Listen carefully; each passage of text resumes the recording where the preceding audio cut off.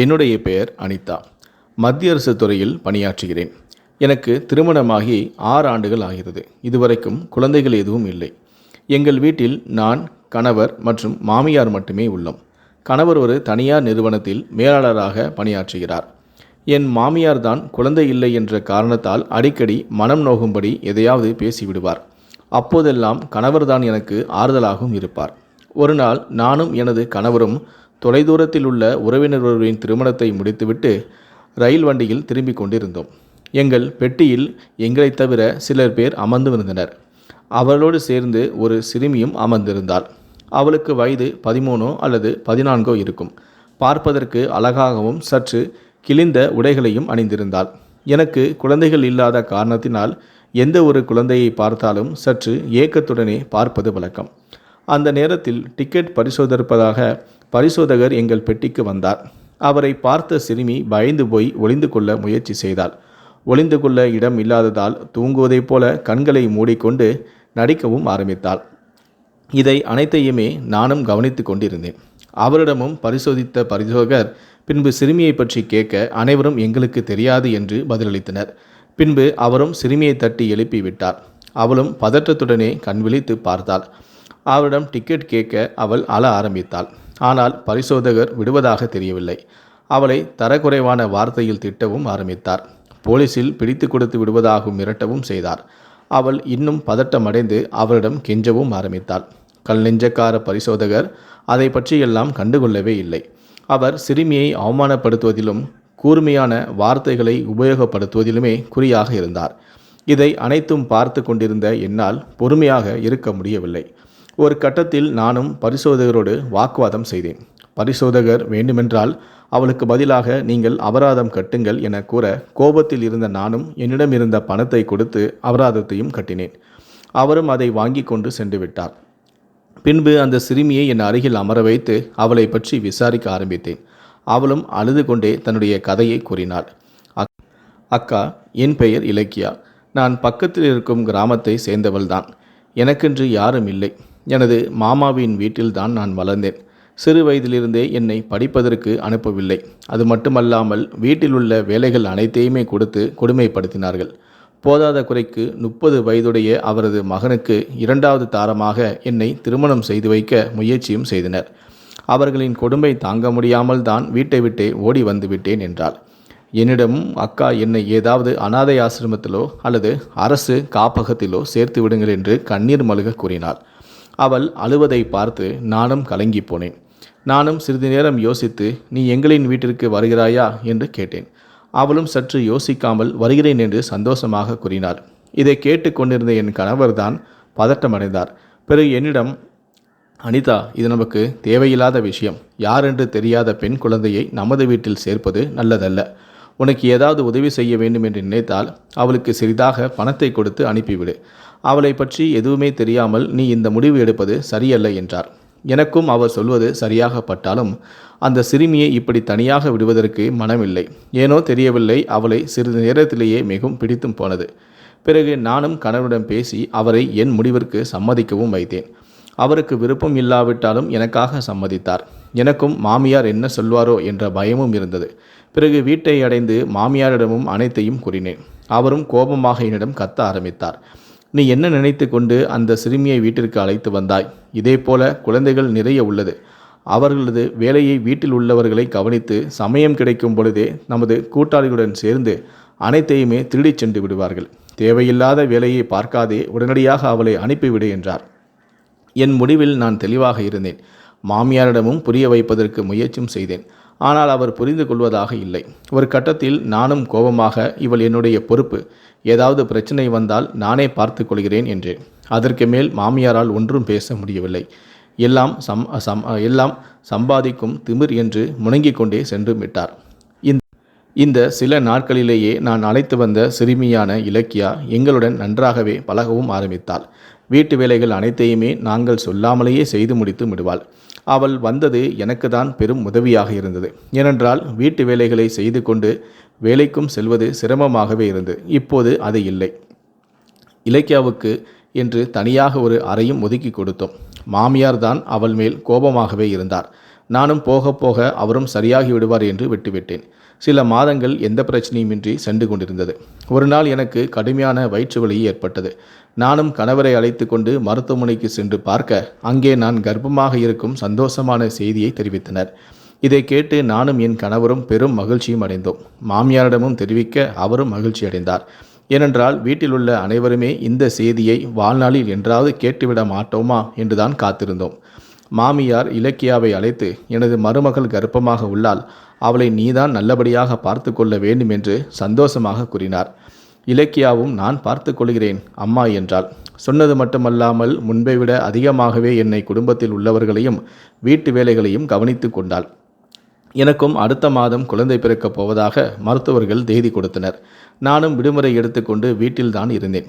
ஒரு நாள் இலக்கியா என்னிடம் வந்து, அக்கா, எனக்கு தனியாக படுப்பது பயமாக உள்ளது என்றாள். எனக்கு எது ஆச்சரியமாக இருந்தது. ஏனென்றால் வந்ததிலிருந்தே அவள் தனியாக தானே படுத்து கொண்டிருக்கிறாள். நானும் எனது மாமியாரிடம் விஷயத்தை கூறினேன். இலக்கியாவை உங்களோடு படுக்க வைத்து கொள்ளுங்கள் என்றும், ஆனால் அவரோ என்னால் அது முடியாது, அவளை அங்கேயே படுத்துக்கொள் சொல் என்றார் கோபமாக. நானும் இலக்கியாவிடம் எதற்காக பயப்படுகிறாய், நீ நினைப்பது போல ஒன்றுமில்லை, தைரியமாக இரு என்று சமாதானப்படுத்தினேன். ஒரு நாள் நள்ளிரவு உறங்கிக் கொண்டிருந்தேன். அப்பொழுது யதார்த்தமாக கண்விழித்து பார்க்க என் அருகே இருந்த கணவரை காணவில்லை. நானும் வெளியில் சென்று இருப்பார் என்று விட்டுவிட்டேன்.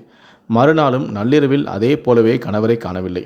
நானும் ஆச்சரியமடைந்து என்னவாக இருக்கும் என்று வெளியே வந்து பார்த்தேன். அங்கே இலக்கியாவின் அறையில் விளக்கு எரிந்து கொண்டிருந்தது. நானும் என்னவாக இருக்கும் என்று அவளுடைய அறைக்கதவு அருகே சென்று பார்க்க அங்கே இலக்கியாவும் எனது கணவரும் பேசிக் கொண்டிருந்தனர். இலக்கியாவும் ஏதோ கோபமாக என் கணவரிடம் கத்தி கொண்டிருந்தாள். என்ன நடக்கிறது என்று கூர்மையாக ஒளிந்து நின்று கவனிக்க ஆரம்பித்தேன். என் கணவர் இலக்கியாவின் கையை பிடிப்பதற்கு முயற்சி செய்து கொண்டிருந்தார். இலக்கியாவும் வேகமாக கையை உதறிவிட்டு, நான் கத்தி விடுவேன் என்று மிரட்டி கொண்டே இருந்தார். ஒரு கட்டத்தில் என் கணவரும் பயந்து போய், வேண்டாம், ஒன்றும் செய்து விடாதே, நான் சென்று விடுகிறேன் என்று கூறிக்கொண்டே வெளியே வந்தார். நானும் அவருக்கு முன்னால் ஒன்றும் தெரியாதது போல என் அறையில் வந்து படுத்து கொண்டேன். இந்த காட்சியை பார்த்த பிறகு எனக்கு அழுகையும் ஆத்திரமும் வந்தது. கணவர் மீது கோபமாகவும் வந்தது.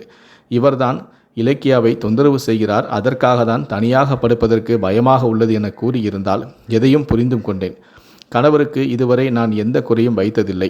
அவரை நல்லபடியாக தான் பார்த்து கொண்டேன். அவரும் என் மேல் பாசமாக தான் இருந்தார்.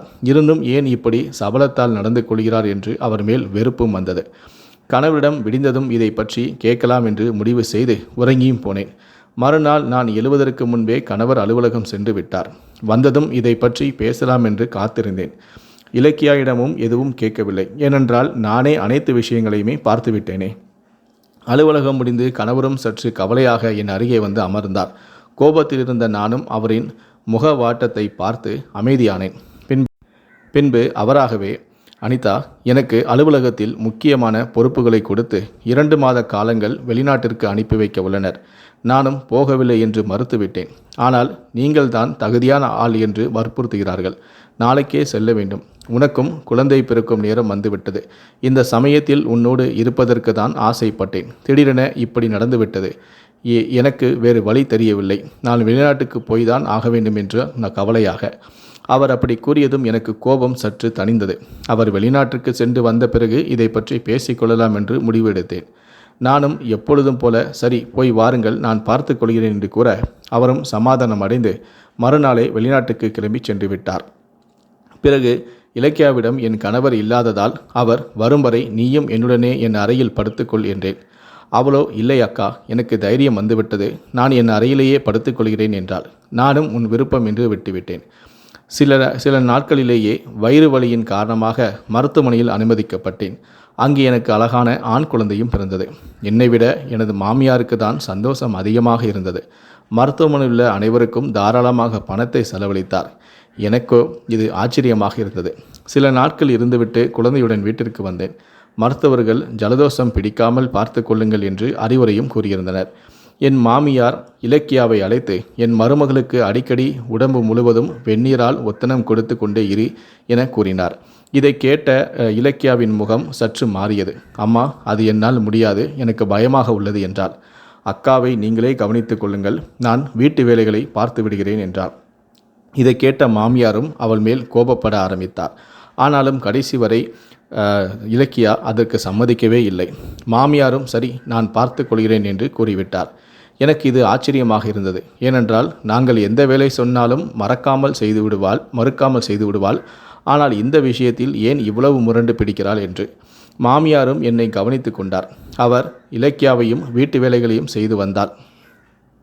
ஒரு சில நாட்களிலேயே இலக்கியா முகக்கவசம் அணிந்து தனது துப்பட்டாவை தலையில் போர்த்தி கொண்டும் காணப்பட்டாள். மாமியாரும் இதை பற்றி விசாரிக்க ஆரம்பித்தார். அவளோ, எனக்கு முகத்தில் லேசாக அலர்ஜி போல வந்துவிட்டது, எங்கே உங்களுக்கும் வந்துவிடுமோ என்றுதான் இதை அணிந்துள்ளேன் என்றாள். மாமியாரும் பயந்து போய், அப்படியென்றால் என்னை விட்டு சற்று ஒதுங்கியே இரு என்றார். இதை கேட்டு எனக்கும் சிரிப்பாக தான் வந்தது. நானும் இலக்கியாவிடம், சில நாட்கள் பொறுத்துக்கொள், பிறகு உன்னை மருத்துவமனைக்கு அழைத்து சென்று அலர்ஜியை குணப்படுத்தி விடலாம் என்றேன். அவளும் சரி என்றாள். ஒரு நாள் மாமியார் வேலை விஷயமாக வெளியே சென்று விட்டார். வீட்டில் நானும் இலக்கியாவும் மட்டுமே இருந்தோம். அனைத்து வேலைகளையுமே முடித்துவிட்டு இலக்கியா என்னுடன் பேசி கொண்டிருந்தாள். நானும் அவளிடம், எனக்கு சிறிதாக கால் வலிப்பது போல உள்ளது, லேசாக தைலம் தேய்த்து விடு என்றேன். அவளும் சரி என்று தைலத்தை தேய்த்து கொண்டிருந்தாள். அப்பொழுது அவள் துப்பட்டா மட்டுமே தலையில் அணிந்திருந்தாள். யதார்த்தமாக துப்பட்டா காற்றில் பறக்க அதை பார்த்து நான் அதிர்ச்சி அடைந்தேன். உடனடியாக எனது காலை பின்னால் இழுத்தும் கொண்டேன். இதை அவளும் கவனித்து விட்டாள். அவளது முகத்தில் நான் பார்த்த காட்சி என்னை அதிர்ச்சியும் ஆச்சரியத்தையும் அடைய வைத்தது. நானும் உடனடியாக இலக்கியாவிடம் கோபப்பட ஆரம்பித்தேன். மரியாதையாக உன் முகத்தில் இருந்த துப்பட்டாவை எடுத்துவிடு, நான் உன் முகத்தை பார்த்து விட்டேன் என்றேன். அவளும் பதட்டமடைந்து, ஒன்றும் இல்லை அக்கா என கூற எனக்கு இன்னும் கோபம் அதிகமாகி, நீ துப்பட்டாவை எடுக்கிறாயா இல்லையா என்று வேகமாக கத்த ஆரம்பித்தேன். இதில் அவள் சற்றும் பயந்துதான் போனாள். அவளும் வேறு வழியில்லாமல் துப்பட்டாவை எடுக்க அவளது முகத்தில் அரும்பு மீசையும் அரும்பு தாடியும் முளைத்திருந்தது. நானும், இங்கே என்ன நடக்கிறது, நீ யார், மரியாதையாக உண்மையை சொல்லிவிடு, இல்லையென்றால் போலீசிடம் சொல்லிவிடுவேன் என்று மிரட்டினேன். அவளும் அழுது கொண்டே பேச ஆரம்பித்தாள். அக்கா என் பெயர் அசோக். பிறப்பால் ஒரு ஆண் பிள்ளையாக பிறந்தேன். வயது ஆதாக என்னுள் சிறிதாக மாற்றம் ஏற்பட்டது. 13-14 வயதில் நான் என்னை பெண்ணாகவே உணர ஆரம்பித்தேன். பெண்ணைப் போலவே பேசவும் பழகவும் செய்தேன். இது எனது குடும்பத்தாருக்கு கொஞ்சம் கொஞ்சமாக தெரியவும் ஆரம்பித்தது. ஒரு நாள் என்னிடம் விசாரிக்க நானும் அனைத்து உண்மைகளையும் கூறினேன். இதை அவர்களால் ஏற்றுக்கொள்ள முடியவில்லை. எனது அண்ணன் என்னை அடித்து துன்புறுத்தவும் ஆரம்பித்தான். அப்பாவும் அம்மாவும் அதை வேடிக்கை மட்டுமே பார்த்தனர். இருந்தாலும் என்னால் எதையுமே மாற்றிக்கொள்ள முடியவில்லை. ஒரு கட்டத்தில் ஊரார்கள் கேலி செய்வதாக கூறி அப்பாவும் என்னை அடிக்க ஆரம்பித்தார். அண்ணனும், எங்கேயாவது சென்றுவிடு, இல்லையேல் அடித்தே கொன்று விடுவேன் என்றார். எனக்கு ஒரு அக்காவும் இருந்தாள். அவள் என்மேல் பாசமாக இருப்பாள். அவள்தான், நீ இங்கிருந்தால் உன்னை ஊராரின் கிண்டலுக்கு பயந்தே அடித்து கொன்று விடுவார்கள், எங்கேயாவது சென்று உன் உயிரை காப்பாற்றிக்கொள், நீ நினைத்தது போல வாழ்க்கையும் வாழ்ந்து கொள் என்று கூறினார். அவர் சொல்வதும் எனக்கு சரியாகத்தான் பட்டது. நானும் வீட்டை விட்டு ஓடி வந்து எங்கு செல்வது என்று தெரியாமல் நீங்கள் இருந்த அந்த ட்ரெயினில் ஏறினேன். அதன் பிறகுதான் உங்களையும் பார்த்தேன். அக்கா, இவ்வளவு நாள் உங்களிடம் இருந்து மறைத்தது தவறுதான். இந்த மீசையும் தாடியும் சில நாட்களாக தான் வருகிறது. அதை கட்டுப்படுத்துவதற்கு எவ்வளவோ முயற்சியும் செய்தேன். ஆனால் எதுவுமே நடக்கவில்லை. அதனால் நான் முகத்தை மறைத்து வைத்திருந்தேன். இன்று அதுவும் உங்களுக்கு தெரிந்துவிட்டது என்றான். அக்கா, தவறாக எண்ணத்தில் உங்களை வீட்டிற்கு நான் வரவில்லை. என் குடும்பத்தாரே என்னை ஒதுக்கிய பொழுதும் நீங்கள்தான் அன்பாக பார்த்து கொண்டீர்கள். உங்கள் கணவர்தான் நான் யார் என்று தெரியாமல் என்னிடம் சில முறை தவறாக நடப்பதற்கு முயற்சியும் செய்தார். உங்களிடம் சொல்லிவிடுவேன் என்று மிரட்டியதும் அவரும் விலகிவிட்டார். அக்கா, நீங்கள் மிகவும் நல்லவர். அதனால்தான் உங்கள் மாமியார் அன்று வேலை சொல்லும் பொழுது கூட நான் செய்ய முடியாது என மறுத்துவிட்டேன். அதற்காக உங்களை எந்த விதத்திலும் தவறாக பார்க்கவும் இல்லை. நீங்கள் என் சொந்த அக்காவை விட ஒரு படி மேலதான். உங்களிடம் பொய் சொன்னதற்கு என்னை மன்னித்து விடுங்கள் அக்கா என்றால் அழுது கொண்டே. அவள் கூறியதை கேட்டு நானும் பதட்டம் அடைந்தேன். அதற்கு ஒரு காரணமும் இருந்தது. நானும் அவளிடம், பாரம்மா இலக்கியா, உன் பிறப்பை பற்றியும் நீ பெண்ணாக மாற வேண்டும் என்று நினைக்கும் ஆசையை பற்றியும் நான் குறை கூறவில்லை. இப்பொழுது உன் வாழ்க்கையோடு சேர்ந்து நானும் சிக்கலில் மாட்டிக்கொண்டேன் என்றேன். அவளும் புரியாமல் என்னை பார்த்தாள். நான் அவளிடம், நீ என் வீட்டிற்கு வந்த பிறகுதான் நான் கர்ப்பம் அடைந்தேன். இப்பொழுது நீ பெண் இல்லை ஆண் என்று தெரிந்தால் உன்னால் தான் நான் கர்ப்பம் அடைந்தேன் என்று நினைத்து கொள்வார்கள். என் கற்புக்கு களங்கம் வந்துவிடும். அதனால் நான் ஒரு யோசனை சொல்கிறேன், கேட்பாயா என்றேன். அவளும், அக்கா, உங்களுக்காக எதை வேண்டுமானாலும் சந்தோஷமாக செய்வேன், என்னவென்றும் தயங்காமல் கூறுங்கள் என்றாள். நான் சிறிது நேரம் யோசனைக்கு பிறகு பீரோவிலிருந்து கொஞ்சம் பணத்தை எடுத்து வந்து இலக்கியாவின் கையில் கொடுத்தேன்.